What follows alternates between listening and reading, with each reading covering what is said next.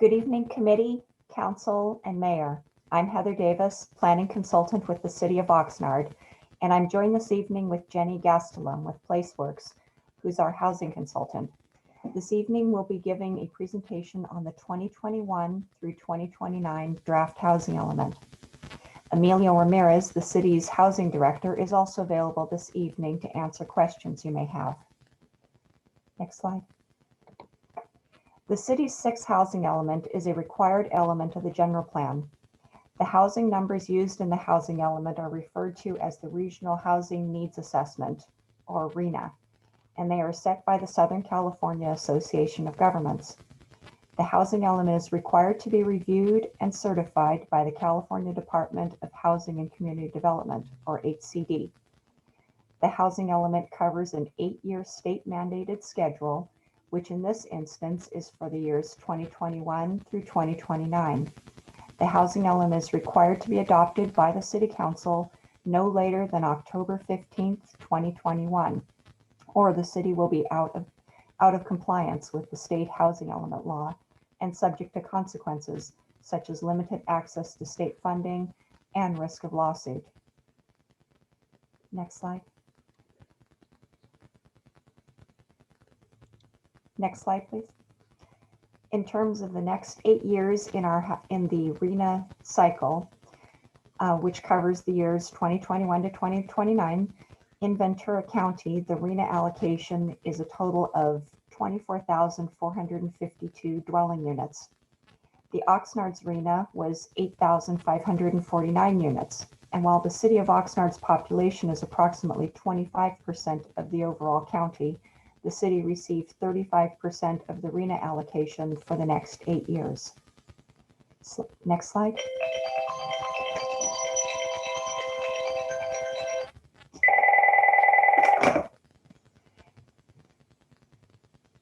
Pause.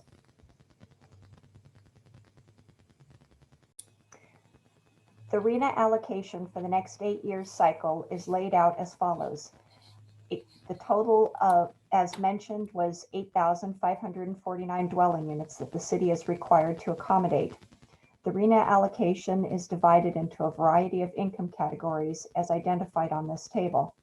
For example, over the next 8 years time frame, the city is required to accommodate construction of 920 dwelling units in the extremely low income category.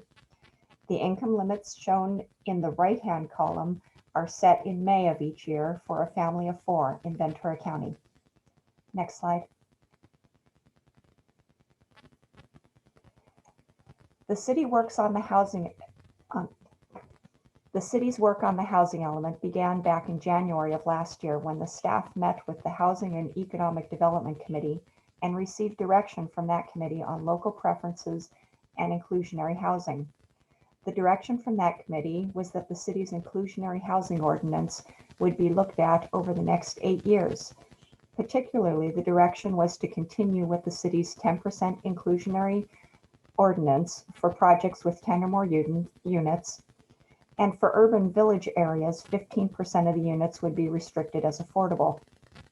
The city would also continue with the current ordinance language requiring local preference for those affordable units where feasible. The Housing and Economic Development Committee asked staff to evaluate strategies within the housing element to update and encourage local preference in all new housing development where feasible. Housing Element Policy H2.8 speaks to local preference for affordable housing, and it requires that the city continue that program where legally possible. Examples where it's legally possible involve those projects with a development agreement or through the implementation of conditions of approval implementing that development agreement, or when the city has funding that they can offer and provide for the project. Over the next 8 years, staff will evaluate the feasibility of local preference requirements and continue to discuss the inclusionary housing requirements and ordinance with the housing advocates. Currently, there is a regional housing study being conducted for inclusionary housing, and the city will continue to be involved in that regional discussion in terms of update to the regional inclusionary housing ordinance. Next slide. Continuing on with the city's background work that helped provide direction on the draft housing element that is before you this evening, in October, the City Council provided direction to discontinue the All Affordable Housing's Opportunity Program, or AHOP, and instead utilize the state's default density of 30 units per acre for lower income units. Additionally, the Council's direction was to utilize up to 1,000 accessory dwelling units and junior accessory dwelling units to meet the lower income RHNA, and, as we covered in the prior slide, to implement local preference strategies and the city's inclusionary housing ordinance where feasible, and then to continue setting the inclusionary housing percentage requirements.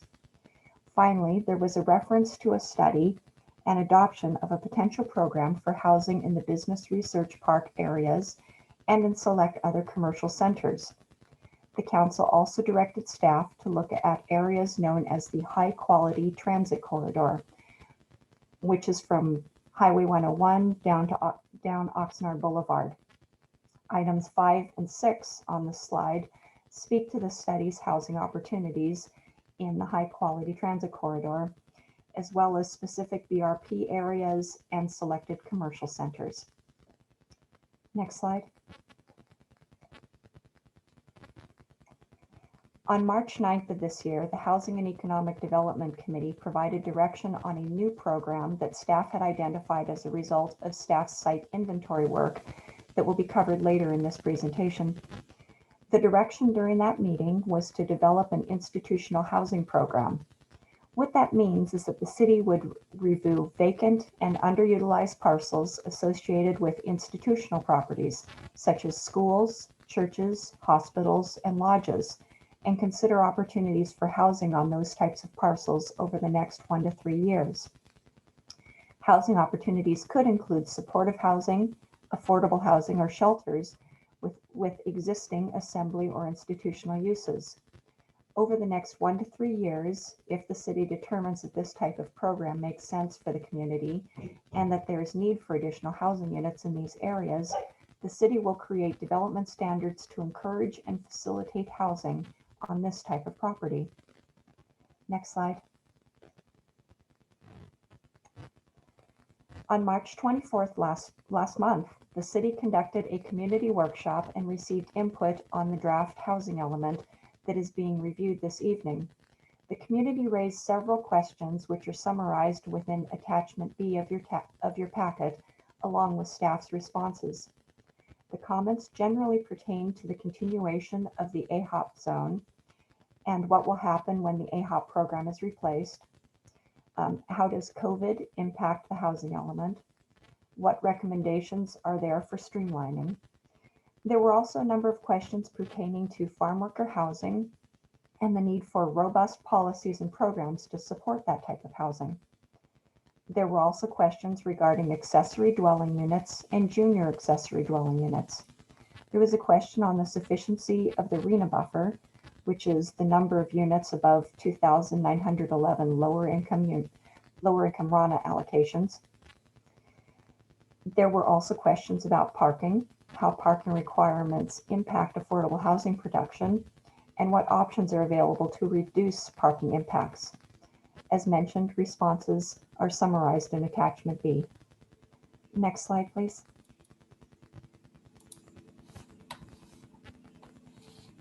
At this point, I'm going to turn the presentation over to Placeworks to go over through more information regarding RHNA. Great, thank you, Heather. Good evening. Jennifer Gastelum with Placeworks. We just want to jump in here to talk about the housing element land inventory. So as you can see, the state housing element law requires that each jurisdiction provide sufficient land inventory and capacity to accommodate the RHNA allocation for the next 8-year period. And we go about this through a variety of opportunities.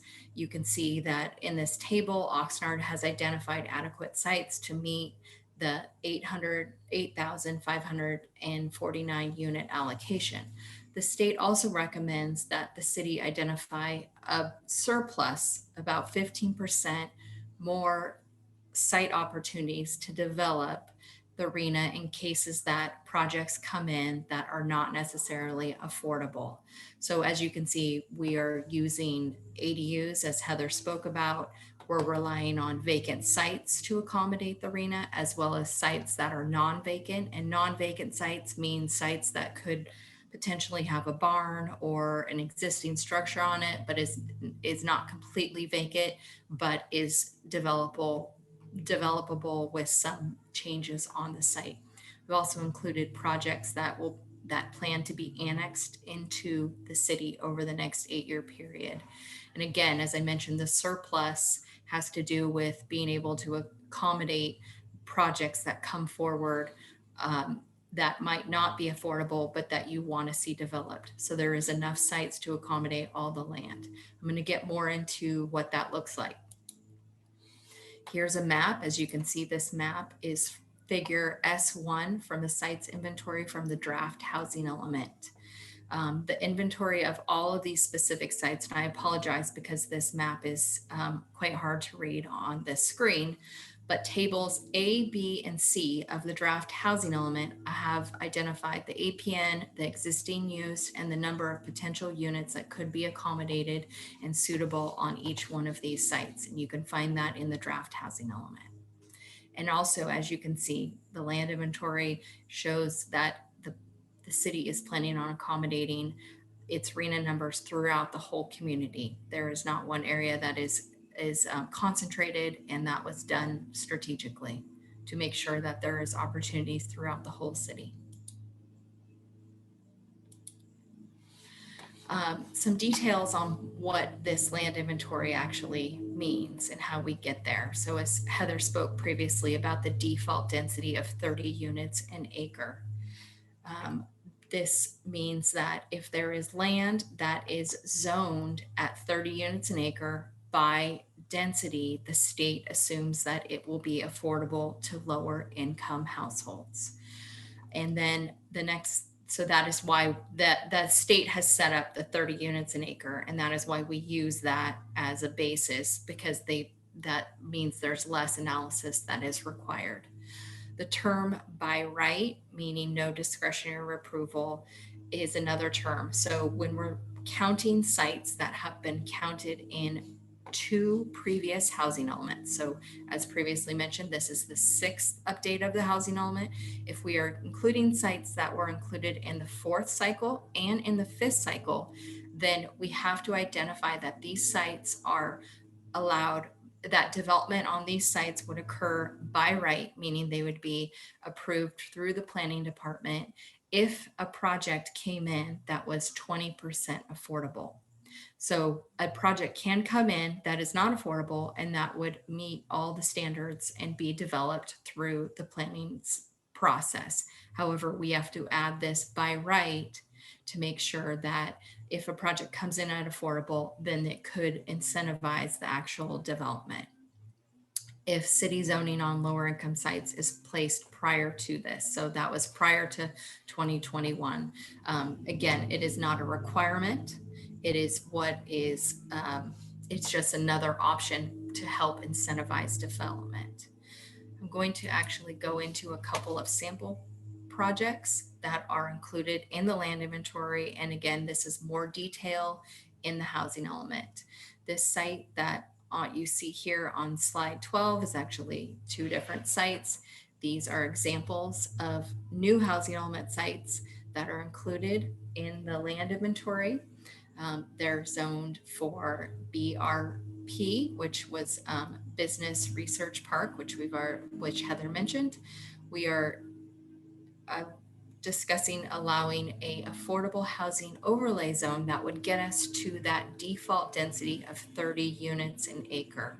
And again, that would mean that 87 units could be developed with the underlying zoning continuing as the business research park, but putting an overlay on it would allow for 30 units an acre to be able to count it towards the land inventory.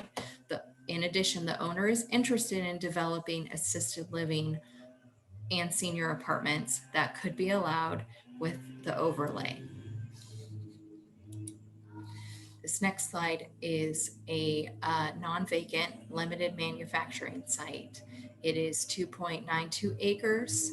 There is multifamily on both sides of this project, of this site, and with the zoning right now, with allowing for that affordable housing overlay, it could get you to the 30 units an acre to allow 195 dwelling units. So that would be, again, with the overlay, there is more opportunity with that site. Lastly, there's a downtown vacant site. This is another example.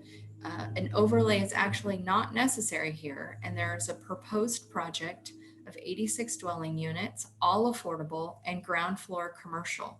This is a great example to be able to highlight to the state what the city of Oxnard is capable of. And as you can see on this slide, at that 0.42 acres, allowing commercial on the bottom floor and residential above it could show that the state that you could do a density of 207 units, which obviously is well above the 30 units an acre, but it actually just ensures to the state that Oxnard is committed to doing projects and building affordable housing. So that's a great example. I'm going to jump in here on a couple of programs. I think these are Heather already kind of mentioned, but as we talked about, there are some new programs. A lot of these are to help incentivize development of sites or to allow for development of sites in Oxnard to meet the RENA. So these new programs, program 3 is to rezone to meet the RENA, and this is to ensure that, as that former table I showed you of all the sites that we're relying on, the vacant sites, the underutilized sites, and the sites that are annexed, if any of those sites should not be available during the planning period, we have a program in there to make sure that the city is always in compliance with the housing element and making sure that there is land available. Again, the same with program 30 and 31 is to make sure that the sites are available to be developed. Program 32 is a downtown infrastructure financing study to help incentivize development. And then, as Heather previously mentioned, the HTCQ sites selected in potential analysis for what that looks like. And based on new state laws, there's been a number of changes from state laws in the last 8 years since the last housing element was approved. So that's what these programs here identify. Developing SB 35 policies and procedures. That's the Housing Accountability Act, and that's ensuring that there is a process for streamlining housing that is affordable. And then we did talk about the business research park zone and how it doesn't currently allow housing. So there could be more opportunities for housing with this program. Then, since we are relying on a large number, as you saw, 1,000 units of ADU, there are a number of programs, these three, program 36, 37, and 38, all to help incentivize and promote the development of ADUs. And the monitoring program would be to show the state that the city is committed to doing ADUs and that you're going to monitor how that is happening to make sure that you're, again, continuously meeting the RENA. And then program 39 is residential demolitions, and program 40 is an institutional program. So these are all programs that will help to incentivize housing moving forward. I'm going to pass it back over to Heather to conclude the rest of the presentation. Thank you. Thank you, Jenny, for a summary of the programs, of the draft programs. The city has received comment letters on the draft housing element, and several people spoke during the Planning Commission and HEDC committee meetings. This slide highlights some of that input. Barbara Macri-Ortiz wrote a letter and also spoke during the Planning Commission and HEDC meetings and provided suggestions to participate in the county's farm worker housing study and also to fund the Ventura County Housing Trust Fund. These were suggestions for programs to be added to the housing element, and the letter also suggested that the section on farm worker housing in the background report of the draft element be expanded to include some additional data on farm worker housing numbers in the county and in Oxnard. Her letter also noted some minor edits and typographical errors.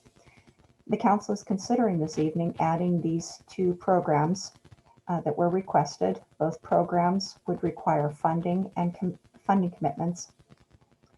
The data that is in the draft before you was the best available data at the time in terms of farm worker, but staff is happy to add the additional data that is in the Ventura County document section that was included in the letter. There was also a letter from the People's Self-Help Housing, and a couple of speakers at the Planning Commission meeting also spoke in regards to this letter. The letter did include multiple recommendations for additional programs for the housing element, and some of the topics included the inclusionary housing ordinance, increased density, and by right development. And the city staffing is taking a look at that letter and looking for more input on what is needed. During the Planning Commission, several representatives from cause spoke, and they emphasized the need for a rent stabilization and just cause ordinance.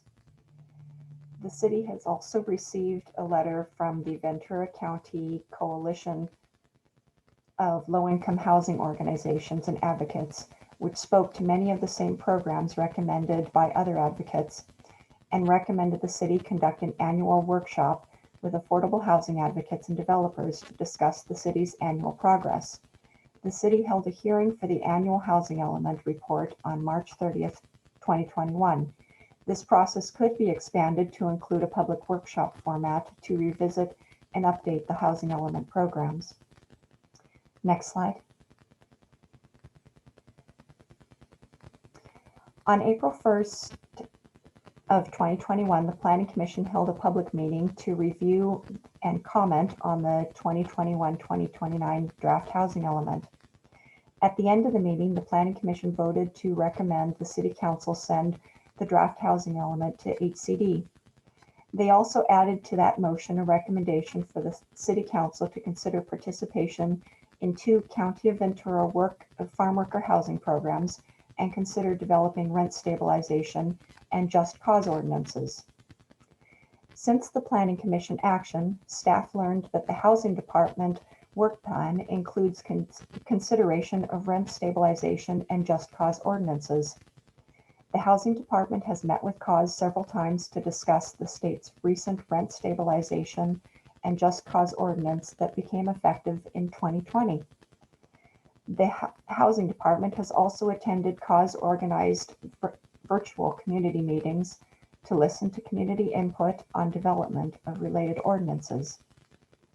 At this time, the city is targeting a July 2021 council meeting to discuss council committee meeting to discuss rent stabilization and just cause efforts, and a council meeting before the end of 2021. The housing element, which is an 8-year plan, is due to the state in October 2021, just about the same time that the Housing Department's efforts would be presented to the City Council. For this reason, planning staff does not support the inclusion of the rent stabilization and just cause ordinance in the housing element. Next slide. On April 13th, the Community Service, Public Safety, Housing, and Development Committee held a public meeting to review and comment on the 2021-29 draft housing element. During this meeting, the mayor and council members made a number of comments which included questions regarding specific proposed housing sites on Outlet Center Drive, Ives Avenue, 600 North Harris, which is the Ventura Pacific site that Jenny presented, and 1345 North Oxnard Boulevard. The committee recommended 2-1 that the City Council submit the draft housing element to HCD, and recommended that the City Council consider 3 additional programs within the housing element, which are participation in the County of Ventura Regional Farmworker Housing Study, participation in the Ventura County Housing Trust Fund program, and creation of an annual housing element workshop. The committee also recommended removing 1345 North Oxnard Boulevard from the housing element inventory. The committee did not recommend that the housing element include the two new programs for rent stabilization and just cause. These will be considered and addressed by the housing department as part of their departmental work plan. Next slide, please. In order to meet HCD's mandated 6th housing element adoption deadline, the city must meet the following upcoming meetings and deadlines. If approved for submittal, the draft will be this evening. The draft will be submitted to the Housing and Community Development Department at the state for their official review starting in early May for a 60-day review. In the meantime, the city will be working on CEQA review as well as working with HCD during that time to address any comments they may have. We hope to have that process wrapped up by mid to late summer and then take the adoption draft to the Commission and Council in August and September in order to be in good time to meet the October deadline. And next slide, please. So with that, our recommendation is that the City Council receive a presentation in the 2021 to 2029 draft housing element, known as the 6th cycle housing element, provide input on the new Planning Commission recommended draft housing element programs, and the recommendations of the Community Service, Public Safety, Housing and Development Committee, and then finally, submit the draft housing element to the State of California Housing and Community Development Department for their review. This concludes our presentation, and we're happy to answer any questions that you may have.